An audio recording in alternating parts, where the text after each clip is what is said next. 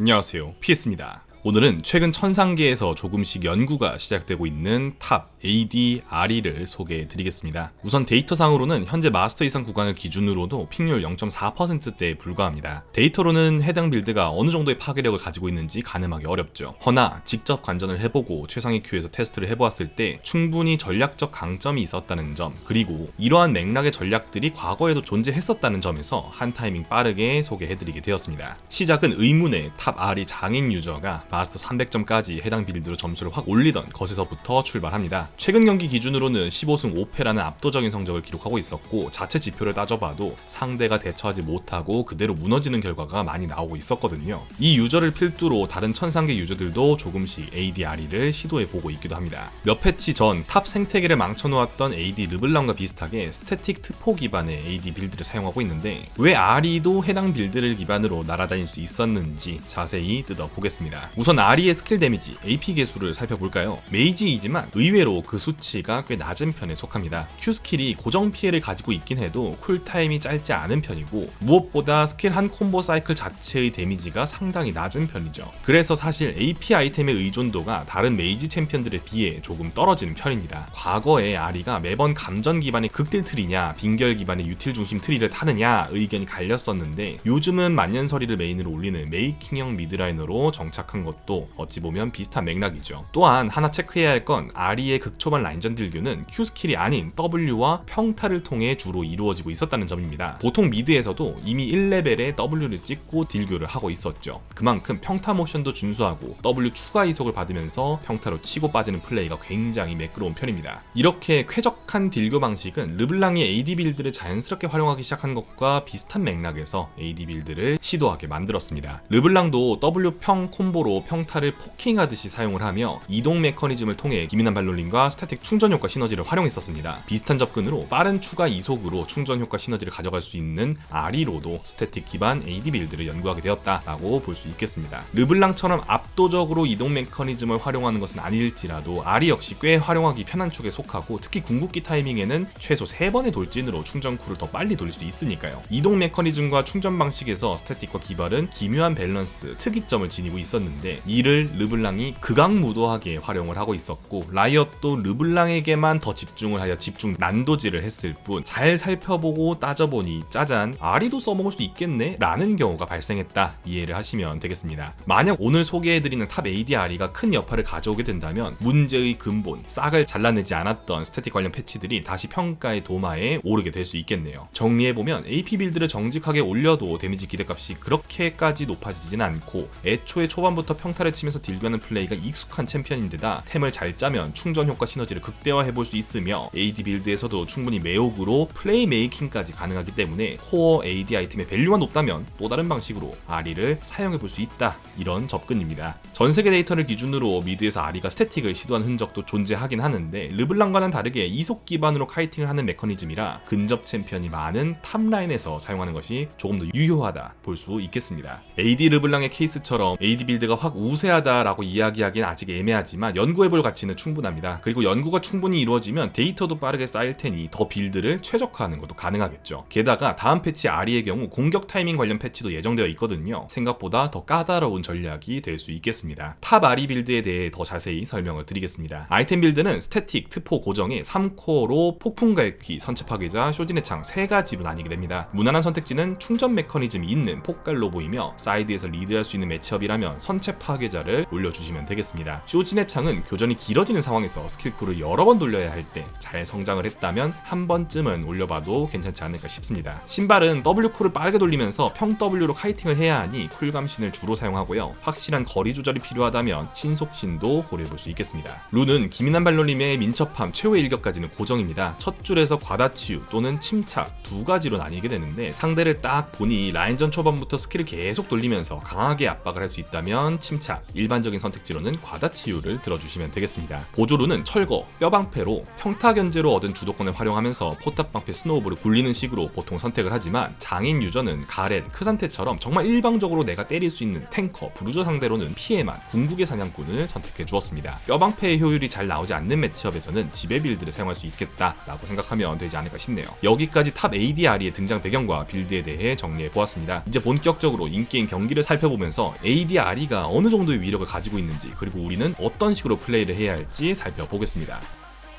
우선 1렙부터 평타 견제를 강하게 넣을 생각이기 때문에 근접 챔피언을 상대로는 빠르게 탑라인 부시를 선점합니다. 그러다가 적 가렌이 아래에 보인 것을 확인하고는 아래쪽 부시로 내려가 포지션을 잡는 모습이죠. 그리고 적 가렌이 다가오면 시작부터 평타를 치며 이속을 활용해 카이팅을 시작합니다. 이때 콤보는 항상 평 W입니다. 평타를 친 뒤 W를 써야 W 3개가 확실하게 적 챔피언에게 들어가거든요. 이후 다시 평타를 한 대 더 친 뒤 무리하지 않고 거리를 다시 벌려줍니다. 이후 초반 견제도 마찬가지로 평 W 까지만 치고 상대가 거리를 좁히려 하면 다시 뒤로 빠지고 상대의 뒷무빙을 확실하게 체크하고 다시 평타를 치고 빠집니다. 항상 원거리 챔피언으로 견제를 할 때 제일 중요한 건 나는 맞지 않으면서 상대 체력만 일방적으로 깎아내는 거거든요. 이렇게 견제 몇 번 해주고 나면 라인을 넘어가서 강하게 압박을 주는 것도 가능합니다. 확실한 압박 구도를 잡았을 때에도 거리를 좁혀 평타를 치기 위해 W를 먼저 쓰기보단 거리가 자연스럽게 나왔을 때 평 W 평으로 딜교를 하고 빠지는 모습을 볼 수 있습니다. 처음에 맞다 보면 도란방패 유지력으로 버틸 수 있는 것처럼 보여도 포탑 앞에서 매혹각을 내주고 계속 평 W를 풀마다 맞다 보면 체력이 쭉쭉 빠져버립니다. 도란검을 들고 시작하기 때문에 미드 아리보다 초반 평타 견제가 훨씬 아프게 들어오죠. 게다가 아리가 기발을 들기도 하지만 패시브도 유지력에 큰 도움이 되거든요. 정말 확 물어서 아리를 노리는 게 아니라면 굉장히 고통스러운 구도가 길게 이어지기 쉽습니다. 4레벨에는 Q를 찍지 않고 그대로 이 스킬을 2렙까지 올려줍니다. 어차피 Q를 사용하지 않고 W평으로만 견제를 하면서 들어오는 상대에게 매혹을 먹이고 카이팅만 해주면 되거든요. 과거에 탑 집공 니코가 Q 스킬을 찍지 않고 계속 W만 찍어주면서 라인전 압박에 신경 써주었던 것과 유사한 맥락입니다. 그때 당시엔 스킬 하나가 버려지는 전략이었던지라, 그리고 지표가 워낙 압도적이었던지라 결국 라이엇도 해당 빌드가 유행한 지 4일 만에 조정에 들어가게 되었는데, 그렇게 보면 지금 탑 AD 아리 전략도 개발진 마음에는 들지 않는 접근이 이렇게 분명하겠네요. 견제 과정에서 미니언에게 맞아 체력이 좀 깎이더라도 기발과 패시브 유지력 덕분에 금세 체력이 다시 복구되기 때문에 적극적으로 딜교를 해주는 게 포인트입니다. 이 라인 유지력이 생각보다 정말 쏠쏠한 게, 초반에 딜교를 서로 강하게 해서 체력이 떨어지더라도 기발이 충전된 상태에서 적 챔피언에게 평타 한 번씩 넣고 패시브 회복도 계속 돌리다 보면 처음엔 서로가 비슷하게 딜교를 하는 것처럼 보여도 어느샌가 아리의 체력이 우위를 점하고 있는 것을 볼 수 있습니다. 그만큼 초반 라인전에 있어 생각 이상으로 강한 모습을 보여줄 수 있죠. 이렇게 되면 결국 아리에게 주도권이 넘어오고 포탑이 미니언을 때리는 타이밍에 잘 맞춰서 평 W하고 빠져버리면 이속 덕분에 포탑을 맞지 않으면서 일방적인 딜교가 가능합니다. 대신 견제가 제대로 되어 있지 않은 상황에서 매혹을 맞추지 못한다면 딜교 손해를 볼 수 있습니다. 단기 딜교 자체는 약한 편인 데다 상대의 진입을 제대로 막을 스킬이 매혹밖에 없으니 거리를 내주면 위험해질 수 있죠. 짤짤이로 끊임없이 갉아먹는 컨셉입니다. 또한 딜교를 잘 해둔 상황이더라도 결국 마무리 딜이 부족한 편이기 때문에 이렇게 역으로 킬각을 잡힐 수도 있습니다. 우르곳이 잘 대처를 한 것도 맞지만 전반적으로 스킬 데미지가 약하다는 점은 인지를 해두어야 하죠. 그렇지만 이렇게 또 정직하게 들어오면 진입에 맞춰 매혹을 적중시켜주고 빠른 이속으로 따라가면서 평타를 쳐주다가 체력이 어느 정도 떨어지면 궁으로 따라가면서 킬각까지 잡아줍니다.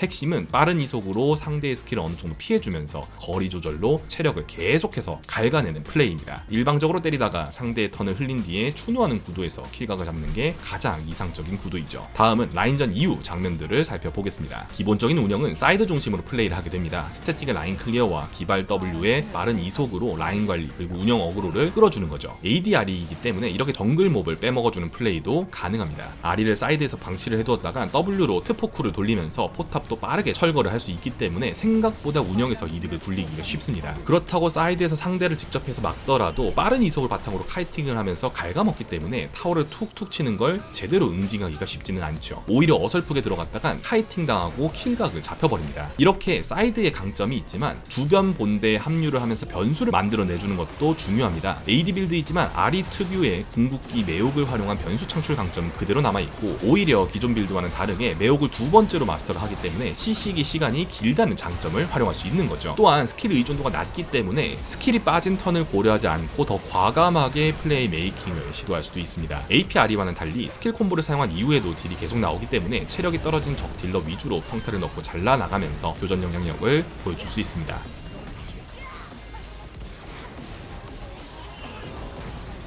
보통 APRE가 매혹을 맞춘 뒤 포커싱으로 한 번에 적을 처치하지 못했을 때 힘이 확 빠진다는 것을 감안한다면 보다 안정적으로 딜을 해줄 수 있죠.